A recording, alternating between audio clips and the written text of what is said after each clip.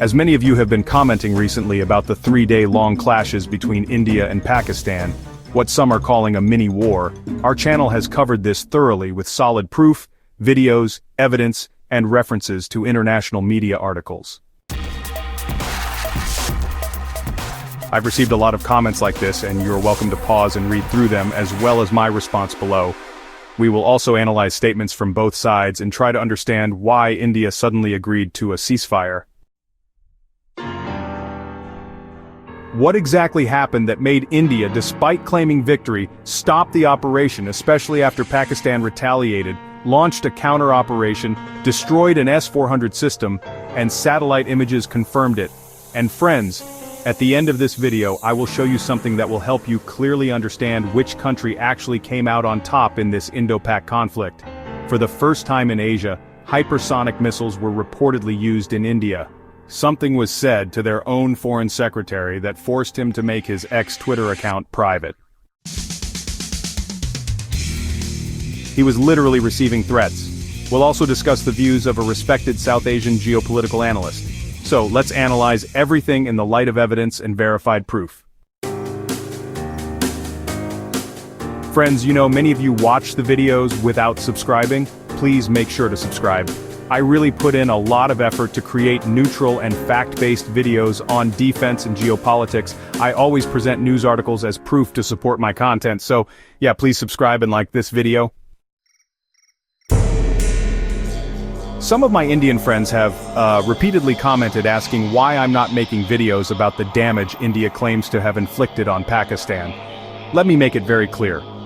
When a country launches an unprovoked attack without any proof and does so under the cover of darkness at 1 o'clock in the morning on the night of May 7th, why should I highlight their actions, especially when that country targets religious sites? Indian representatives from all three armed forces held a press conference proudly stating they had destroyed a religious site in Pakistan, even showing images from Midka as proof. If things continue this way, the world will be divided into two sides: Hindus against Muslims and Muslims against Hindus. If India truly had evidence that Pakistan was behind the Pahalgam attack, they should have presented it at the International Criminal Court with proper proof. In fact, Pakistan even offered to involve international intelligence agencies to conduct an impartial investigation. And whatever the result would be, action would be taken accordingly. But that's not what happened. India launched attacks on 9 different points at 1 o'clock in the morning, and Pakistan immediately responded by shooting down 5 Indian fighter jets in self-defense. The next day, a drone war began between the two sides. The following night, India again launched strikes on Pakistani air bases under the cover of darkness. Some missiles were successfully intercepted by Pakistan while others managed to hit their targets. However, no fighter jets were damaged as they were secured in hangars. To destroy jets inside hangars, bunker buster bombs are required, something India doesn't possess. Then the real story began. At 5 o'clock in the morning, Pakistan launched Operation Binyan-ul-Markaz, and for the first time in Asia, hypersonic missiles were used. Pakistan targeted and destroyed India's S-400 air defense system in Atom using a hypersonic missile, and this was later confirmed through satellite imagery and other evidence.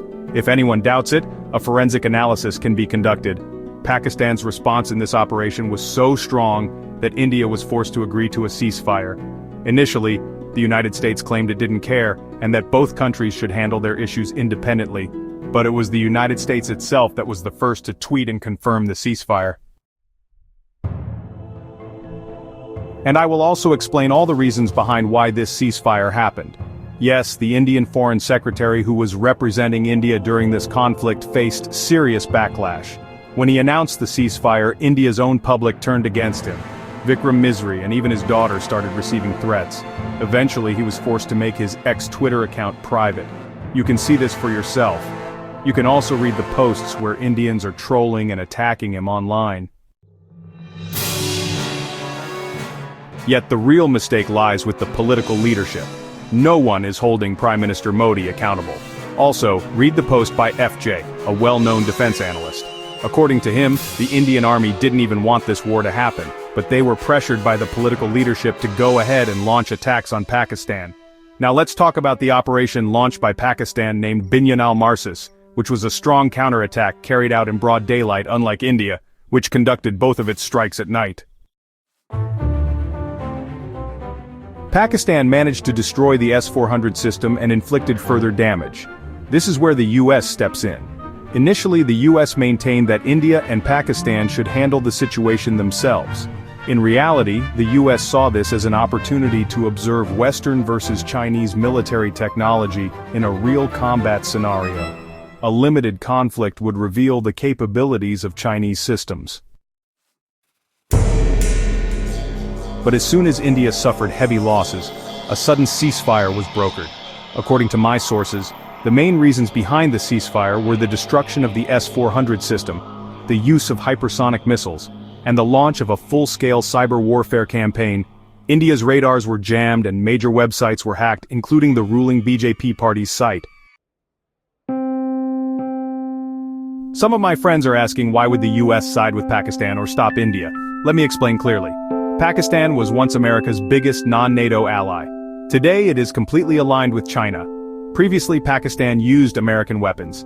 But in this conflict, it relied entirely on Chinese fighter jets, Chinese BVR missiles, Chinese air defense systems, and even hypersonic missiles like the FM-400 AKG, which destroyed the S-400.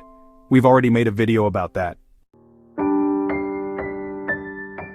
Meanwhile, the US has been using the Quad alliance to position India against China, and its full support is behind India. Just look at Indian Prime Minister Modi's recent high-profile visit to the US, or how India is becoming a major defense exporter. Naturally, the US wants to sell weapons and sees India as a key market. But if this war had continued, the US would not have been able to assist India because it's already involved in 3 major fronts: full support for Ukraine, full support for Israel, and ongoing engagement in the Red Sea against the Houthi rebels for the past 2 years. On the other hand, China is fully backing Pakistan. That's why this ceasefire was brokered. There's a podcast featuring retired Indian generals that I highly recommend you listen to. See, war is a two-sided function, and you actually fought against Chinese equipment with people who can handle this Chinese equipment better than the Chinese. Yes, this is something which we should not let go. The Chinese don't know how to handle all this. I mean, in fighting, I've always maintained between the Pakistani and the Chinese, I prefer to fight the Chinese than the Pakistani, because Pakistani is good at fighting. Even now, if you see, he's been good at fighting.